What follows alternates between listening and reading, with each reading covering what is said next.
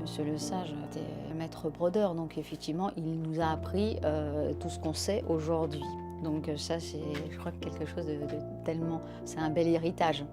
Et puis, cette maison, elle est chargée d'histoire. Par ses parents, par ses enfants, par tout ce que lui a pu créer. Et en fait, on a cette âme, cette image et tout ce savoir-faire. Ça nous donne contre ça. La broderie d'abord remonte à la nuit des temps. Principalement en France, elle s'est cristallisée au XIIe siècle. C'est pas hier. Grâce à la broderie de Perse, entre autres, la broderie d'or. Mais aujourd'hui, si la broderie française est si emblématique, c'est qu'elle est une forme de concentré des différentes broderies du monde. La relation créative et technique avec les grandes maisons est extrêmement simple.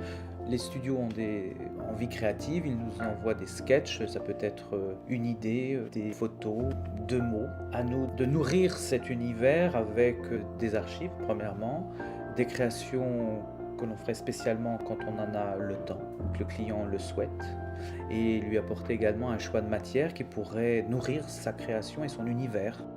L'art de la broderie, au-delà même de la technique, effectivement, c'est certainement de donner de l'éclat ou donner du relief à un vêtement. C'est de la décoration. Vous avez l'architecte, puis vous avez le décorateur. Le brodeur, c'est le décorateur de la mode. Et puis, grâce aux techniques employées, aux matériaux employés, on donne du 3D, on appelle ça, enfin du volume, mais aussi la lumière. Et surtout, ce qui est une magie chez les brodeurs, c'est de pouvoir capturer la lumière. Suivant l'angle de regard, la paillette, si elle est posée de travers ou droite ou à l'envers, la même chose avec les cristaux de Swarovski, donne un champ différent, une lecture différente. C'est une magie, c'est même cinétique finalement. La maison Swarovski, ce sont aujourd'hui les seuls à nous proposer des cartes de couleurs régulièrement. Et effectivement, on tombe complètement sous le charme des différents coloris, des formes proposées. Nous avons des collections qui se préparent avec nos clients habituels, les grandes maisons institutionnelles telles Chanel, telles Saint-Laurent, telles Balenciaga.